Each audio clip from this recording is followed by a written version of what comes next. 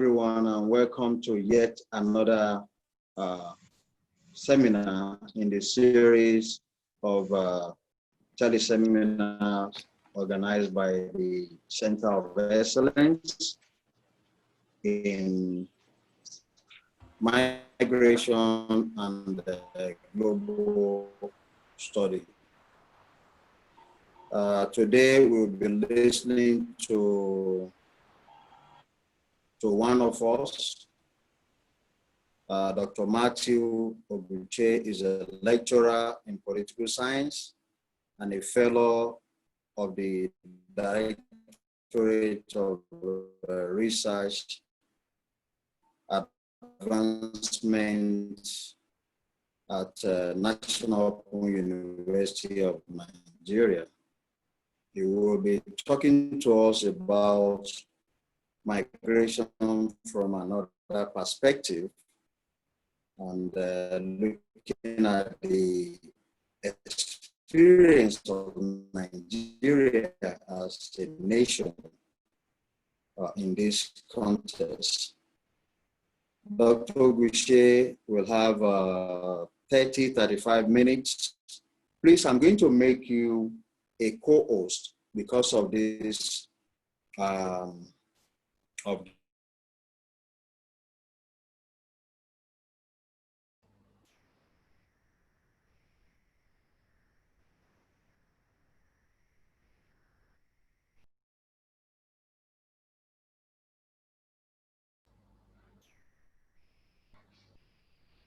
Okay.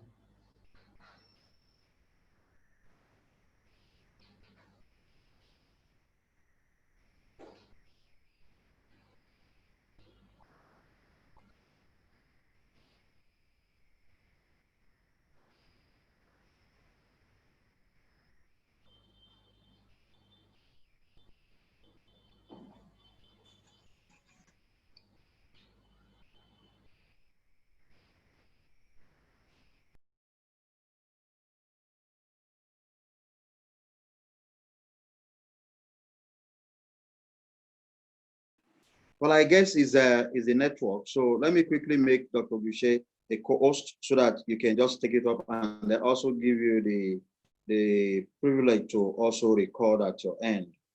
Okay. Ask to unmute, and then you can allow record. Boucher, where is it? And then assign co-host. Do you want? Yes. So please, Dr. Gucci, you have 30 minutes to speak to your people. After that, we will ask questions.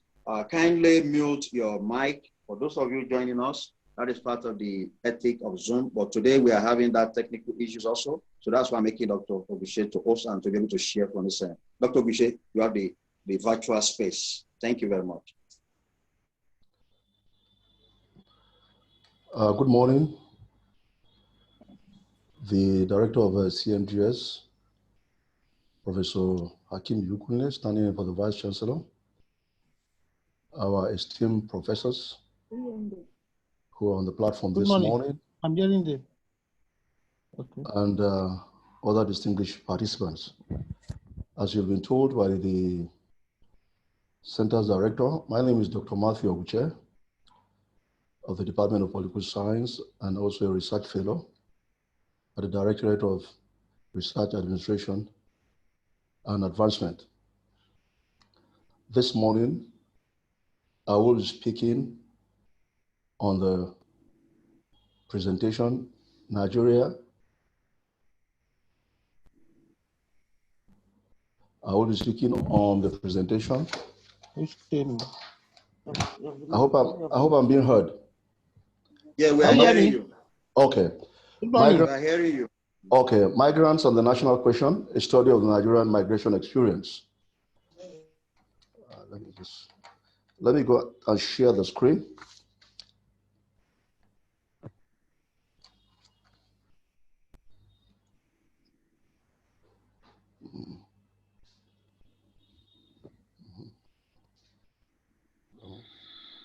Anyway.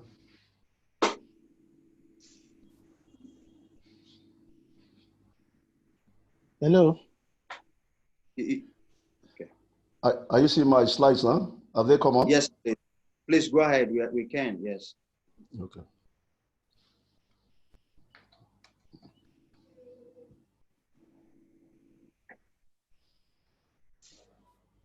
Please, if you are just joining us, kindly mute yourself, please. Hello. Hello. Okay, so I'm at the first slide. Migrants and the National Question, a study of the Nigerian migration experience. This is a paper presented at the Teleseminar series of the Center of Excellence in Migration and Global Studies, National Open University of Nigeria. Today, July 20th. The second slide says that the structure of my paper is as follows: abstract, introduction, Nigeria's internal migrants, a historical background, objectives of the study, research questions, methodology, conceptual discourse, theoretical framework, data analysis and findings, conclusion, recommendations, and references. My abstract says that this paper examines the proposition whether centuries of internal migration by groups in Nigeria before, during, and after colonial rule, and the emergence of the Nigerian nation as an independent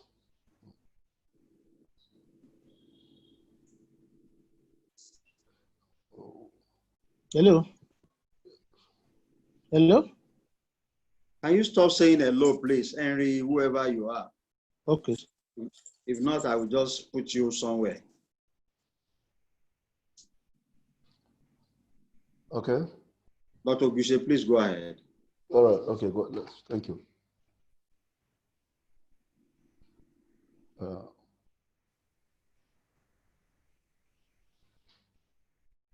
Sorry, I have a small problem from my side here. No, just speak to your paper if you're unable to project also. But we can see your PowerPoint. Just speak to that paper.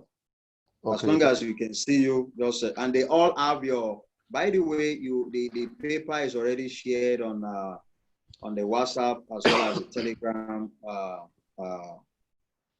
platform. So each one of you number. But if you are not listed on either of those, please also chat us and send your number. We'll list you. So please go ahead, sir. Okay. So I said the key words in my abstract are migration, internal migration, migrants, national question, and migration experience. I made the point in my introduction that historically in Nigeria, before the amalgamation in 1914, there were different kingdoms, empires, and nations that existed in those territories. And that within that period, these people from these different kingdoms, empires, and nations crisscrossed each other's territory. And therefore, at that time in Nigeria's history, the histories of the different ethnic groups was principally one that involved movement and counter movements across those boundaries. And then we also cited the example of the Yoruba that migrated from the Middle East to Ile-Ife before dispersing to other parts of Nigeria subsequently. We also cited another example. The Benis are classified as a sub-ethnic group of the Yoruba, and then their origin is traced to Ile-Ife. And that the Ishekiri, the Urobo, and other ethnic groups around the Niger Delta, also their origins are traced to Edo and Oka. And then we also cited the example of the 7 Hausa states. And we said that it is the emergence of the 7 Hausa states, that process is chronicled through the story of the Bayajida story, where the ancestor came in from Baghdad through Iraq to Sudan and to pre-colonial Nigeria. And then again, we also made the point that from the amalgamation in 1914 to independence in 1960 to the Civil War, in 1967 to 1970, to the long period of military rule and to return to civil rule in 1999. These are all significant periods in Nigeria's post-independence, post-colonial history. And within that period, there were seismic shifts in the movement of population. And we also said that, as part of our introduction, that since independence, Nigeria has the characteristics of a state. It has a defined territory, it has a government, a common currency, and government. However, it lacks the qualities of a nation. And that we also said that one of the clear evidence that a nation could be felt or could be seen to be existing is where you have ethnic groups within a system displaying some strong feeling of affinity, of bonding. And in our own case, that kind of process could be described as Nigerian nationalism, but it is completely absent. And so periodically, the nation had to resort to force to be able to compel some sections to remain within it. And we cited the point made by the British political theorist and philosopher Edmund Burke, who said that a nation is not governed that is perpetually to be conquered. Also, as part of the introduction, we made inference to what is it that constitutes the national question. And we said that the national question is a derivative of a nationalism. And nationalism often is a process in which ethnic groups within a state are able to develop a strong feeling of being a nation. And they have a buy-in in that country. They believe in it. And inference was made to the fact that we didn't have that at the time of independence. Most times, a nation is a place that is able to allow all ethnic groups and individuals believe that their individual and subnational aspirations could be achieved.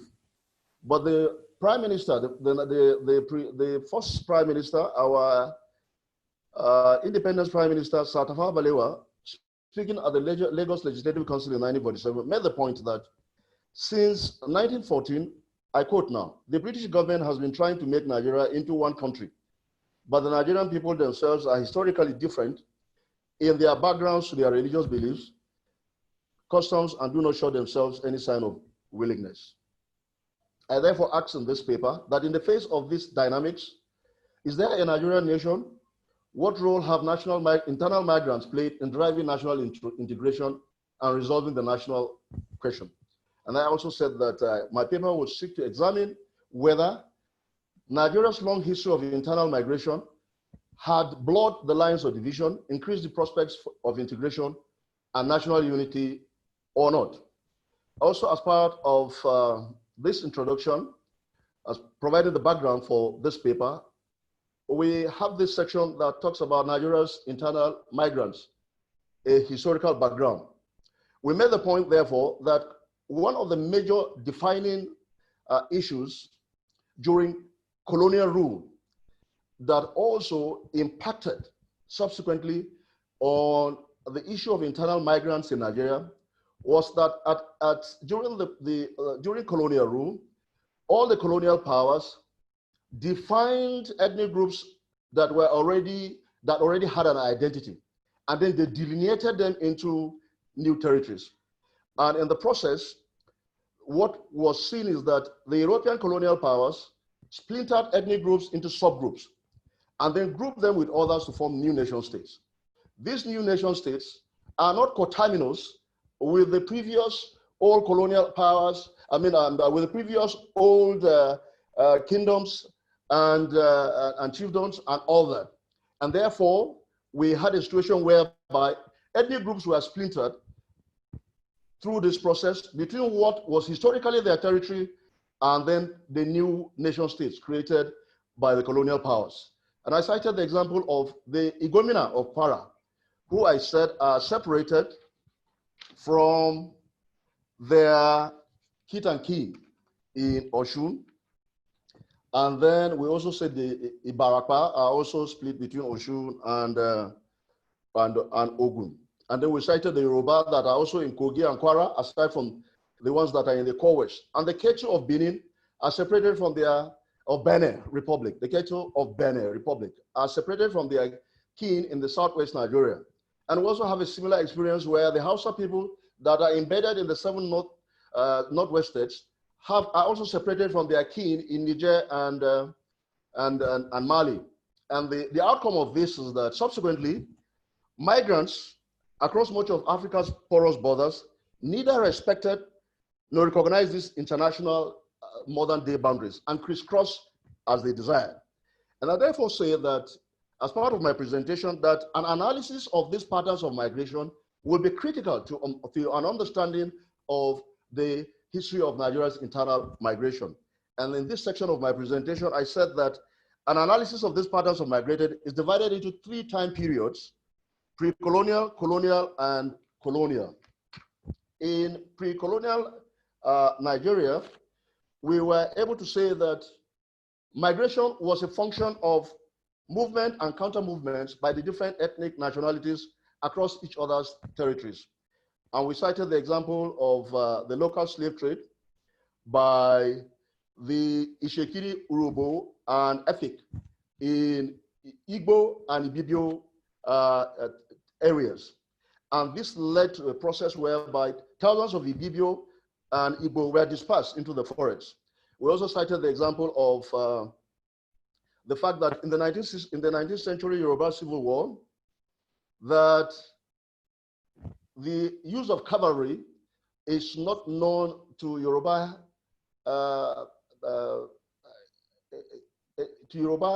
history and its tradition and all that, but it was introduced because of the interaction from traders from the north. And then we also cited the example of long-distance traders from central and western Nigeria that interacted with others from that part of the country.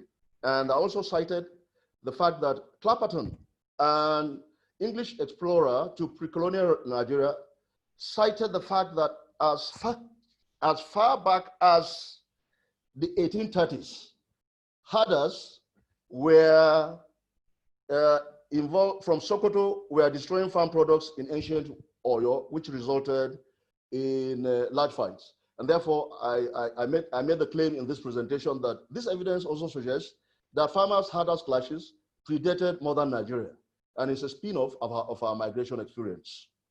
And also, again, we also, based on the book by the eminent British historian, Basil Davidson, said that as far back as 1830, there was also a strong and vibrant Hausa community that was in Iraye quarters in Ile-Ife. And then again, in the colonial period, we said that 3 definitive developments defined internal migration in Nigeria: the spread of Islam, Christianity, and Western education. This created an internal migration trajectory that saw a drift from urban centers to, from rural centers to urban centers.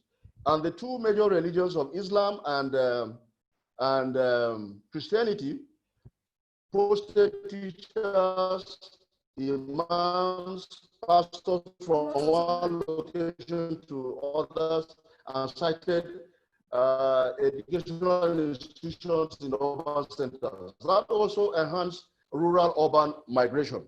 And also, again, we said that trading firms in places like Lagos, Ibadan, and Abeokuta, and that also encouraged a trajectory of migratory labor from the rural areas to the urban centers. In the third part of this this segmentation of the post-colonial period, which was after independence, also witnessed a process whereby industries, government offices, and infrastructural development were on the increase in urban centers, and that also attracted young people from the rural areas to the urban centers. And again, the economic boom and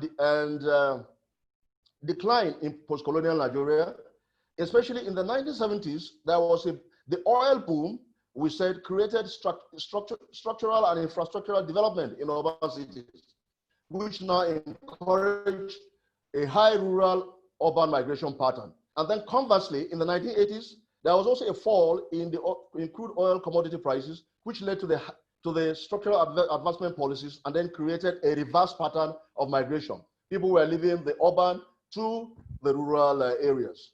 And then this part of our presentation has to do with the objectives of the study. One, the objectives of the study: examine the effect of internal migration on national integration in Nigeria. Two, determine if the national question in Nigeria has been resolved by the centuries-old migration experience of internal migrants. Three, evaluate other internal migration-related factors, if any, to the realization of a nation. And our research question says that, is there a Nigerian nation directly tied to value addition by internal migration to national integration? And then two, what is the impact of the centuries-old migration experience towards resolving the national question in Nigeria? And three, are there other external factors related to internal migration that may have inhibited the realization of a Nigerian nation? The methodology that I deployed in analyzing this paper was one that focused on generating both primary data and secondary data.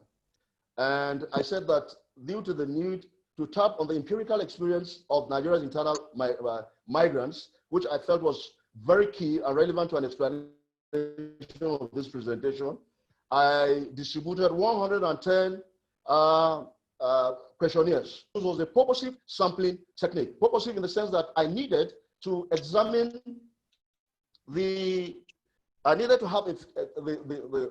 examine the responses of those from the majority ethnic groups and those from the minority ethnic groups. In this slide on this presentation, this section that has to do with the conceptual discourse, I made the point that in this paper, the concepts that needed to be clearly defined are migration, internal migration, migrants, migration experience, and national question. On the concept on migration, the literature on migration is largely tilted towards towards a definition of international migration. And then here we were able to say that international migration largely says that it has to do with people crossing state boundaries and staying in the host state for a minimum length of time, and most times related to work, family, and study. But in other instances, people had to leave due to conflict, persecution, and that created refugees and internally displaced persons. And then I also cited the example of the United States, which is often cited as the best example of a nation which has created a national identity and sense of belonging for migrants through what is known as the concept of the melting pot. And then again, I said that if from this perspective, the US is seen to have been a success in integrating migrants because it has been able to develop such policies as the affirmative action, anti-segregation, and all that. But however, this notion of the USA, which could be debatable, I made the point, is outside the scope of this paper, so that I can save myself from. Okay, then I said that internal migration is largely one that does not have a universally accepted definition. But what is key is that there is a consensual definition of internal migration, and it says it is either temporary or permanent movement of people from one area of a country to another for the purpose of settling down or establishing a new residence. And then Nigeria's Population Commission, in a survey in 2010, defined internal migration as a change of residence within national boundaries and across local governments. And that says that change should often not, if it is when it does not last more than 6 months, it shows that the person that has gone through this process is an internal migrant. And then some other literature says is between 10 days and 3 months.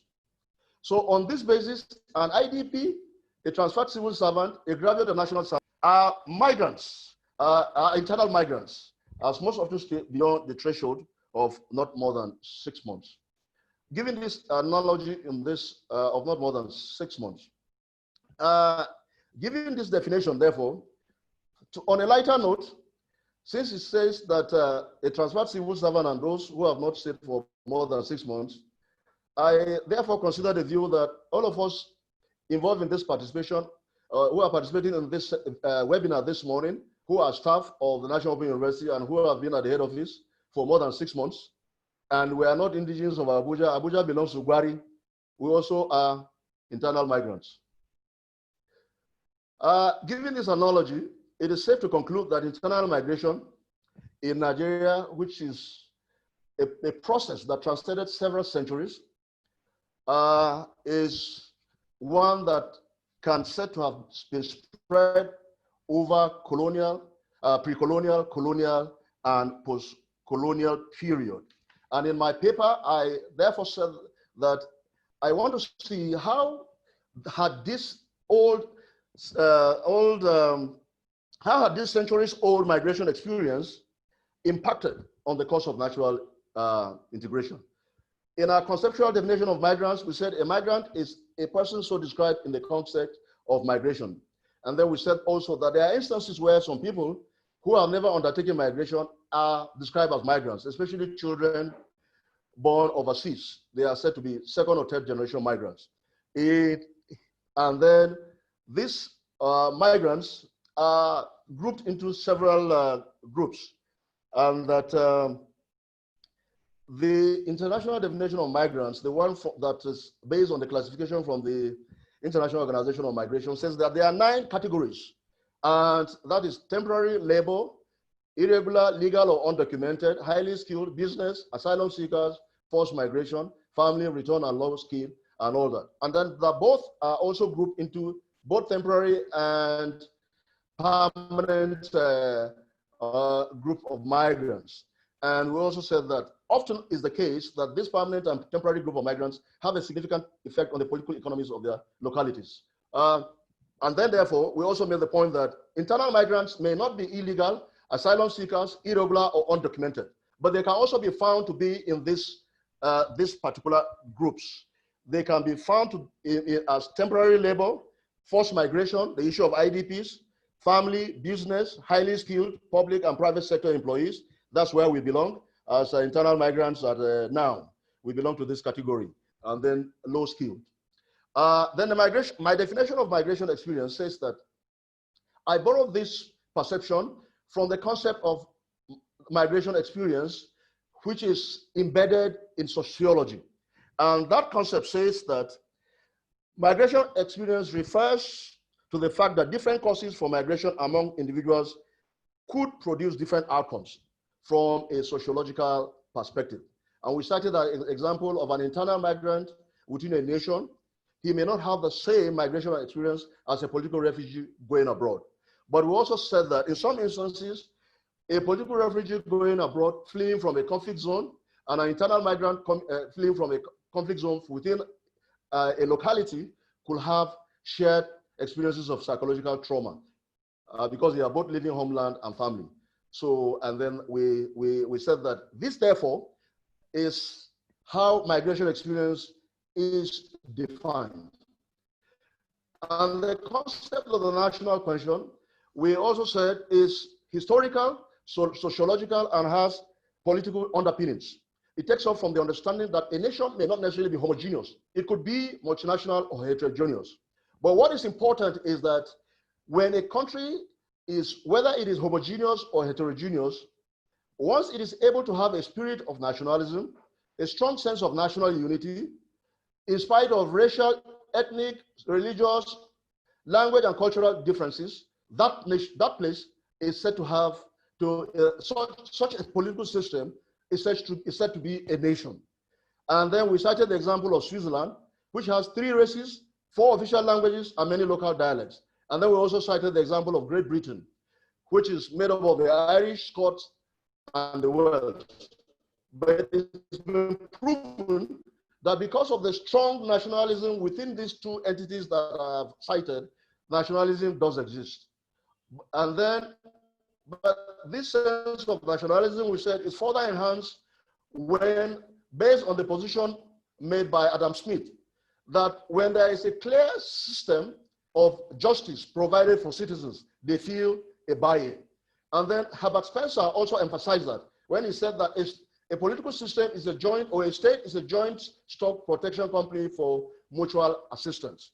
So when ethnic groups within the system feel that that system is able to provide a clear system of justice and it's able to mutually protect, often ethnic groups are able to exhibit a buy-in into that place. And then I went again to cite the issue of the Eastern question, which I said also is tangential. It's also it's very important in explaining what nationalism is, what the national question is all about. We cited the issue of the Eastern question, and we said that the Eastern question referred to the colonial power had conquered the Balkan Peninsula and had conquered some of those ethnic groups. I don't need to cite them for the purpose of time, but we said at some point, Turkey to accommodate these other nationalities in the existing political system. And it led to eventual revolts and balkanization, the breakup of the Balkans. And therefore, we made the point that in any nation where national question is improperly managed, there is a potential threat for breakaway or secession by aggrieved factions. And that often could lead the balkanization of a state. If you can throw that back to the Nigerian Civil War, this thing, what we are discussing also can be linked to it. And we also said that, as an aside, the English lexicon was improved by this development as the word balkanization was added to it, which talks about states that can, a system that can be broken up if there is no accommodation of different nationalities. And what are the issues on the national question that are very germane to Nigeria? And we are able to say that inclusive governance is central to good governance. And inclusive governance is key when it is able to address the ideals of equity and a sense of belonging. And as far as the need to create a sense of belonging and equity is concerned, what have been the developments that have taken place in Nigeria that impinge on that? And we said one is the federal character principle that was created to address the issues of nepotism, tribalism that have affected recruitment and appointments in the public service. We also said that the quota system admission policy that was introduced to ensure that the admission process is inclusive for all ethnic groups in public schools, the creation of the federal state structure, the creation of the Federal Character Commission, and the ongoing debate on the idea of to break the dichotomy between the indigene and settler dichotomy, or the unofficial 6 geopolitical zone structure that we have in Nigeria, the introduction of elective positions adopted by the political parties. All this, I sum them up as efforts to create a sense of belonging for all nationalities within the political space.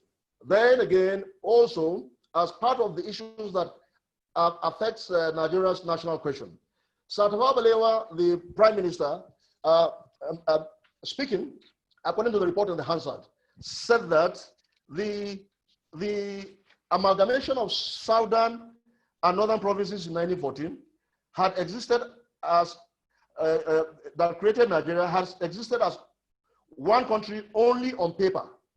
It is still far from being united. Nigeria's unity is only a British intention for the country.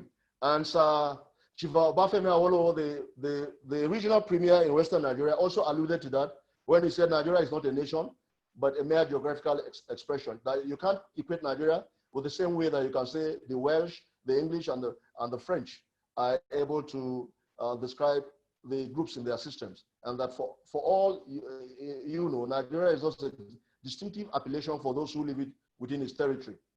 The theoretical framework that I employed in this presentation is the one that was based on the study by Wilbur Zielinski in 1971, which talks about the theory of mobility. It is generally accepted in migration studies that the dominant theory is that of Ravenstein's push and pull theory, which he developed in his Laws of Migration in 1889. And most of the other theories that subsequently emerged were based on some of his conclusions. And then the one that interested me in this presentation is that Wilbur Zielinski, in his Theory of Mobility in 1971, argued that migration is mostly interlinked with demographic expansion throughout history. each society had developed reproduction strategies by combining reproductive mechanisms of fertility, mortality, and migration. This aspect of Zelensky's theories is important to this researcher because it explains the fact that internal migration of ethnic groups in Nigeria over time had been concerned with the demographic expansion of settler communities wherever they are found. And more came from their ancestral land to join those who already had a foothold in those communities. And through rapid reproduction, they were competing in numbers with indigenous communities. This later became a source of resentment and conflict. That is the theoretical framework within which my paper is situated, because we have seen that Nigeria's migration experience has been largely conflictual. And that has also the spin-off is the subsequent political conflicts that we are seeing in different forms in Nigeria today. The methodology that I employed, if you are there, is that several centuries after, the question is there really a Nigerian nation that has been able to resolve the national question? Do some or most Nigerians still feel like they are outsiders? And in order to address these concerns, I distributed 110 questionnaires made up of 5 questions to these 3 groups. 30 questionnaires were distributed to Yoruba, Igbo, and Hausa. These are the 3 major ethnic groups based on popular perception, the tripod upon which the Nigerian nation stands. And then I went ahead again to give 2 to 10 different minority groups. They are there in your presentation. I don't need to cite all of them. So that gave me 110. Remember I told you at the beginning that I used the purposive sampling technique. It was purposefully directed at this the ethnic groups from this major ethnic, to respondents from these 3 major ethnic groups and to those from the minorities on the basis of between 80 to 20%, so that I can have a feeling of what do they think so far as internal migrants in the Nigerian state. And then if you go to my page on data analysis and findings, you will see the frequency tables that I have generated. That one is on slide 25. And I was able to show the spread of how this particular questionnaires were distributed. I don't need to go through it. And then if you go to the second slide, in my analysis, table 2, the question that I asked is that the settler-indigenous dichotomy has been largely resolved to provide equal opportunities for you and your children anywhere in the country, despite the failure of the Constitution to address it. If you look down, the conclusion on this finding is that 90.8% of the respondents say that they do not think that the settler-indigenous dichotomy has been resolved. My next slide in table 3 says that the question that was asked is, you feel very Nigerian and have a sense of belonging and national unity from your experience because discrimination is no longer an issue in your interaction with other ethnic groups. And the conclusion is that about 90% still believe discrimination is an issue in their interactions with members of other ethnic groups. Table 4, the question that was asked is that constitutional provisions such as the federal character principle, quota system, and federalism as a system of government have created an inclusive and equitable environment for you to achieve your aspirations as a Nigerian. And here, over 60% in the findings said that they do not have a favorable impression of the integrative influence of the listed policies, but almost 40% think they have a positive effect on the search for integration and inclusiveness. So here the differential is very narrow, showing that there is almost a meeting point. Table 5, there is a visible evidence of Nigerian nationalism as a sense of national unity and identity had been created due to an equitable sharing of national resources and opportunities for your nationality from your experience. And the conclusion is that from the finding is that about 72.6% view negatively the idea of a Nigerian nationalism, faulting that on inequitable sharing of national resources and access to opportunities. Table 6, the question asked there was that the national question, meaning fair and equitable opportunities in the political, economic, and social affairs and public sphere for all ethnic groups, is no longer an issue, as the Nigerian nation has emerged to address concerns of group marginalization. And here, the finding says that about 76% affirm that the national question still remains unresolved, with its potentials as a disaggregating factor against national building, against nation building. And the findings from my conclusions are that Nigerians believe that number one, Nigerians believe that despite centuries of migration and cohabitation, the settler-indigenous dichotomy, which is a barrier to real inclusiveness, is still an issue in inter-ethnic relations. Number two, discrimination in interaction between ethnic groups in group relations has had a negative influence in failing to create a sense of belonging and national unity. Three, constitutional provisions and policies such as the federal character principle, federalism as a governance mechanism, and others have largely not been able to create the desired level of integration and inclusiveness. Four, Nigerian nationalism has failed to gain traction because a group of Nigerians believe there has not been an equitable sharing, a good number of Nigerians believe there has not been an equitable sharing of national resources and access to opportunities in the nation's political economy. Five, the national question in Nigeria is still unresolved because majority of Nigerians think that the goals of national integration and inclusiveness meant to stem the tide of marginalization, which are expected to have been addressed, are still intractable. Number six, the Nigerian migration experience had failed to serve as a catalyst for national integration, unlike in most other states, for example, the USA, where migration had been a useful instrument in nation building. In my conclusion, I made the point that the study has so far shown that the goal of the Nigerian migration experience to build Nigeria as a nation is still work in progress, as several centuries of internal migration and constitutional and political measures since independence in 1960 have not yet created the desired sense of belonging, national unity, national identity, integration, and inclusiveness for its diverse nationalities. And the recommendations that have been made as the outcome of this presentation is number one, further constitutional interventions like the federal character principle in the 1979 Constitution should be considered by the current National Assembly to abrogate the settler/indigenous dichotomy by legalizing state of residence as an additional qualification to state of origin for access to national opportunities.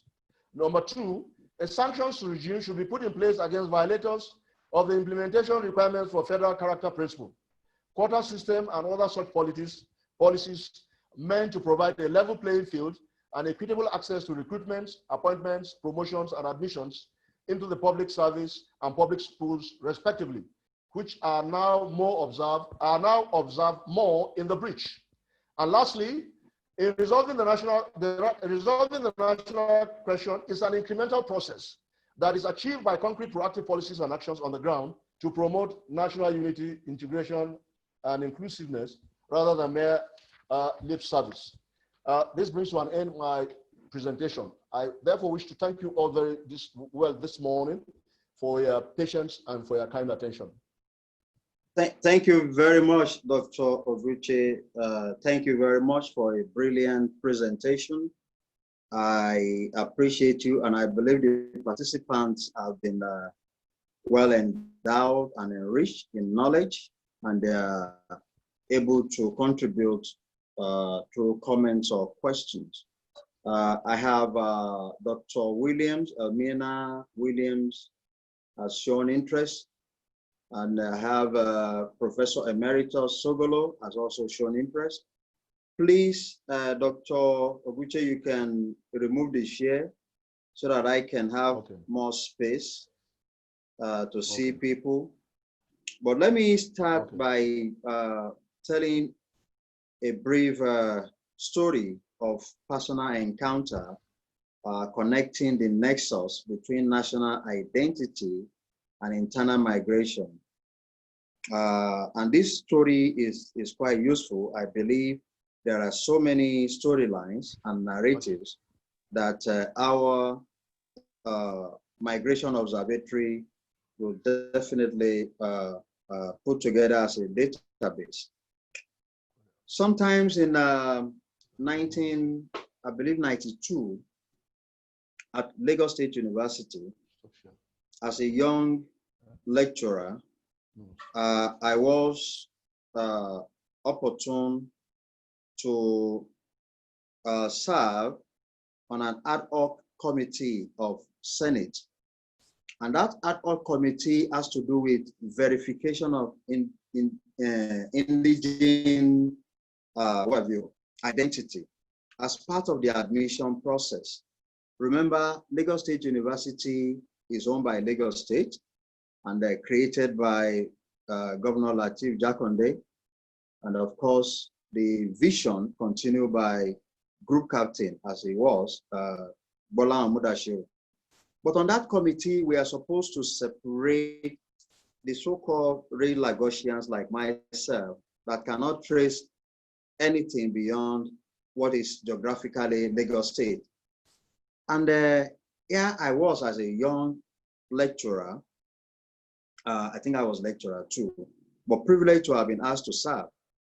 But you will see that at the end of the day, when they see names like Julia Ngochi, Aruna Sambo, anything that does not sound Yoruba, they will look at the list and say, oh, this must be TJ. TJ must have approved these people. Why is he doing this? So at the point we had a meeting and I asked the question, I said, well, you're giving us what we should ask for. If Ngozi is born in Ebutemeta or in Lagos Island with a birth certificate from any of the local government, went to primary school, went to secondary school, speak Yoruba even better than some of us, and does not understand a word of Igbo or Edo or Hausa, she is a Lagosian. So I was approving all these people and they were able to gain admission because it's already done. So you see my line.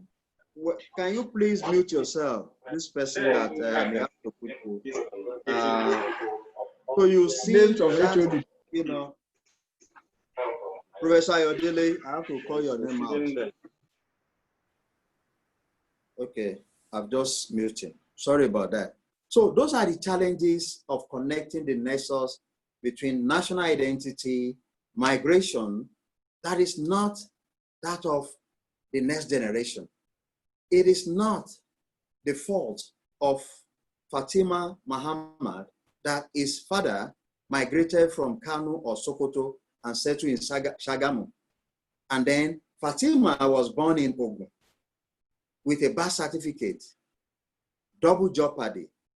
This innocent person, all in the name of whatever it is, cannot vie for benefit in Kano or Sokoto, at the same time cannot partake in the harvesting of the benefit in Ogun State. So we have an issue, and I think that is the context in which I find it so interesting, so informative, and so empirical what Dr. Oguche has done. I've read the Word document. So I'll give the latitude for Dr.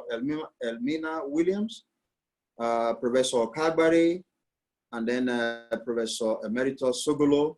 Those are the answers that I see on. So please, Dr. Williams, you have 20 seconds. Thank you. Do I unmute you? Have I? Yeah, can you hear me? Okay, you are on mute. You can go ahead, please. Yeah, good morning. I want to thank Dr. Oguche for his presentation. However, I would like to draw your attention to the abstract. We know that it is ethical that every abstract should be able to give every listener, a reader, the entire details of your work. You know, I'm very concerned about the abstract, so you need to really take a look at that, because to be very specific, you did not actually mention what your design, your research design actually is. So I'm very particular about that. You need to take a look at the abstract, because the abstract sends the message out. You also, the structure of your work, you know, I want to believe that we have a pattern when you're doing a research, because from what I've noticed, purely a full detailed research work that you have done. which means it is both qualitative and quantitative in nature. So to that extent, the pattern of your structuring is confusing, because there are certain areas where you know, after your research questions, you went straight to methodology. And again, towards your chapter 2, you also came with the theoretical framework and methodology. So to that extent, I don't think it's ideal. Then you need to also look at your objectives alongside your research questions, so that one could definitely understand, like some of your objective 1 and then your research question 1. You need to take a look at them so that you'll be able to actually, it will be very clear to the reader to know that this is actually what you're dealing with. Then on your data table 3, you need to look at the question there. You feel very Nigerian and have a sense of belonging. You know, if you look at it, you need to take a look at that too. Then lastly, I want to also indulge you to please take a look at the issue of the methodology. Like I rightly said initially, is of concern to us, you know. So I think that if you do that, then the sampling technique, the population, I'm very concerned. You said you have a total of 101 questionnaires. And if you look at the 3 major ethnic groups, like you rightly said, what is the population of that 3 ethnic groups? So for me, if you're studying a country like Nigeria, don't you think this population sample for this study is definitely too small, you know, for a study like this? Thank you very much. Thank you for spending above 20 seconds. I think we'll go to Professor Kagbari. Baba will come next. Professor Kagbari, let me unmute. I ask you to unmute yourself, sir. Okay.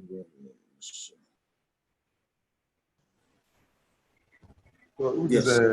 Okay, go ahead, Prof. Good morning, everyone. Can you hear Prof, me? go ahead. Yeah. You can hear me now? We can hear you. All right, thank you very much. I really appreciate this topic, and I just want to ask, what is the place of merit in the federal character issues? What is the place of what? Merit. Okay. Merit. Yeah, because what you find these days is that even when a position is zoned to a particular geopolitical zone, political consideration rather than merit tends to take place. And so the worst are usually presented, and these are actually contributed to people's negative attitude toward the issue of federal character. Thank you. Thank you. So if you can't hear him, he said, what is the place of merit in federal character? Okay. I will take Professor Emeritus Sogolo, please. Prof, I've unmuted you, sir. Yeah, thank you very much. Are you hearing me? Yes, sir. I suppose, okay. First of all, let me congratulate Dr. Bushi for this presentation. The first thing I noticed with his presentation is that he's tried as much as possible to be scholarly. In other words, he's presenting it. When I was hearing him, I thought he was just one of my students trying to defend his PhD. He went through the normal process of everything, which is good. But you see, the more you stick to these formats, the less you pay attention to an issue that is a life issue.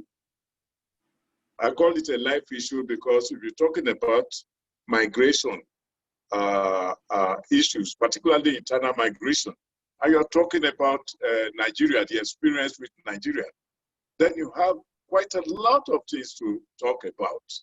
And they are so important that you cannot just say this equates to the national question, because it is not. The issues that come out of migration in Nigeria are, part of the national question. And so what I've noticed is that he has touched on so many issues, signposting as it were, but without concentrating on just one major issue. So that the question I always ask myself in any presentation is, what is the goal?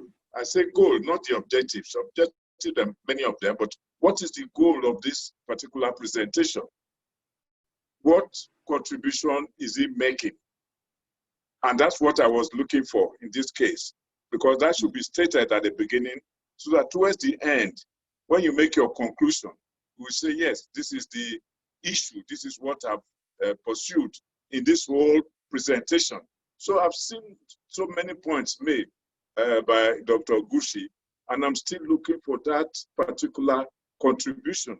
What is it that is your own, Dr. Oguchi's contribution on this matter? And I want him, if he has the time, to state it again, to say, look, I think, there's so much that is said about this, like he has, very competently done.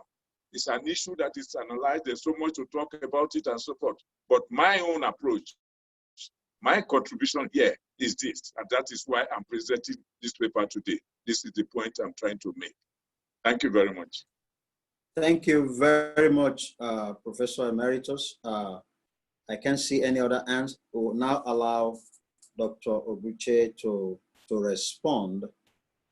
You can unmute yourself, Doc. Go ahead, please. Okay, thank you. First of all, I want to thank Dr. Emina for the observations you've made concerning the need for me to look at the abstract again, the objectives, the research, and do some alignment. I've taken note of your observations and suggestions, and I assure you I will work with these suggestions as the peer review of the paper is subsequently being done. And then as part of also an effort to improve the paper. So I've taken note of that. The only thing I just wanted to say is that when I said that the sample base that I picked is 110, if you had looked at the slide, I said 110 respondents based in Abuja. And in statistics, when you use the purposive sampling technique, you don't have to take a percentage of the entire population. Purposive, because you have decided that you want this certain number for a certain purpose. So I'd like you to take note of that. I know that the three major groups, Hausa, Igbo, and Yoruba, are suddenly running into millions. 110 cannot be representative of that population. That's one. And number two, if you notice again, I said Abuja base, because of COVID, social distancing, and the fact that there is a restriction on movement, I suddenly couldn't go to where these dominant groups are, where you have them in excess. So I restricted myself based on the fact that the first thing I needed to ask from a respondent is, what is your ethnic group? If he says he's Hausa, I give. If he says he's this, I give. So take note of that, Dr. Emina. It was a purposive sampling technique, and it cannot be a representative of population size. Thank you. Then I want to also thank eminent Professor Emeritus Sogolo for the purpose of, it's also a privilege anytime I meet Professor Sogolo, but I'm proud to say so that Professor Sogolo, I was one of his students as an undergraduate in the University of Ibadan, but I'm sure he has come across so many, so it would have been difficult for him to know me personally. Professor Sogolo taught us in the electives in philosophy, and it's been a privilege knowing you, sir. We've learned, and we are glad to see that the sage is still around us, and we will continue to, you are our proud mentor, sir, and we will continue to look up to you for more mentoring. Thank you, sir. Yes, I will take note of they said the goal of the presentation. Remember, this is like, in fact, it's not a PhD thesis, sir. So most times for a PhD thesis, you will be able to take a major goal But you see, if you look at the sections where I said issues on the national question in Nigeria, there are several issues that make up the national question, sir, as far as Nigeria is concerned. So it would not have been, in my opinion, been able to achieve the entire broad objective of the paper if I had narrowed myself to a particular issue, and that being, then I say that that would be the goal of this presentation. I feel that it's the national issues as far as the national question issues as far as Nigeria is concerned, they are complex, they are diverse, and they are many. So it's important to highlight them. And in a 17-page seminar paper and a 30 minutes presentation, it would have been near impossible to have been able to cover every other ground. So I just picked on the issues that I think are dominant, are contemporary, and topical for now. But I'll take note of your suggestions, sir. So towards the subsequent correction and the peer review, so that I can see how that could be that can be accommodated. Thank you, sir. The question by Professor Kadbari, that's my boss when I was at the Abuja Modern Study Center myself. So it's good to see that you are here on my presentation, sir. So I appreciate you being here. I've taken note of the question you asked. What is the place of merit in the federal character principle issue? That is controversial and is also contextual. If you remember, from the colonial tracking from the tracking of Nigeria's colonial migration history that I've done, we've been able to show that colonialism, the influence of education and others, even though it was true, we just inferred that. So, and those ones have had the benefit of early education and all that. And naturally, in a place where you have a multi-ethnic setting, if you concentrate on merit, whereby those who have the early advantage of education are in the majority, most often those in the minority will not stand any fair chance. And so that is why in a multi-ethnic state, in a heterogeneous state, the political system is devised in such a way, certain policies are introduced to be able to accommodate the interests of the minorities. So, and the federal character principle says basically that merit is not sacrificed, but merit is restricted in the sense that appointments are based on percentages. So those who are the most qualified from a certain section, once they fill in the quota, their own quota of the percentage allowed for them, then the other percentage for the others is also made. So it's able to accommodate every other person. That is the entire idea of the federal character principle. But if you notice in my presentation, I made the point that unfortunately, if the federal character principle had been implemented equitably to create a sense of belonging, it would have helped to heighten the sense of accommodation and nationalism by all the ethnic groups in Nigeria. But it is being observed more in the breach. So it is not being implemented according to the ideals of the creators of that policy. And that's where you find that the issue of nepotism that it was supposed to address has not been addressed. It is being violated, and nepotism and other things are coming through the back door, and the policy is not being implemented clearly. And so the respondents also alluded to that. So, sir, merit is not sacrificed entirely. What is happening is that nepotism had destroyed a clear implementation of the policy, and it's being done more in the breach than in the actual spirit of the policy. So that's what you needed to take. So, and I also recommended that to ensure that this thing is fully implemented and to ensure that it is done correctly, there should be a sanctions regime for violators of the quota policy, of the quota and the federal character principle. But we don't have a sanctions regime now. So people violate it, people in high places, in strategic offices, officials and all that violate that and get away with it. So a sanctions regime hopefully should be able to address it. That's my submission, sir. Thank you very much. I think we have to round up. I appreciate on behalf of the center, Dr. Matthew Obuche for this presentation. And I thank all of you for the comments. Dr. Obuche, I shared with you Dr. Padaru's comment. I think he's having issues up and down with the network.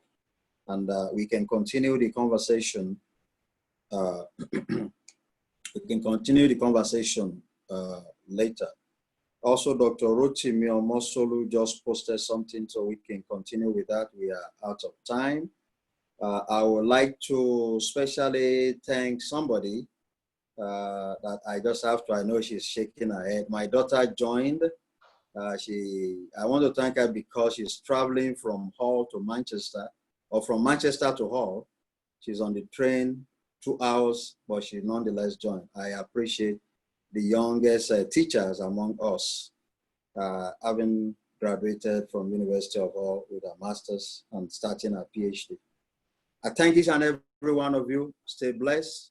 And again, apologies from our Vice Chancellor. He couldn't join us, but I know he will pass on his comments to Dr. Boucher. For those of you that are interested in submitting your papers for peer review, in inclusion on the occasional paper series or journal, even if you have not presented, please do mail us, then we'll be in touch. I thank all the center directors. You know, one or two has been so consistent. Next time I'll mention names because we can see we're keeping the record of participants.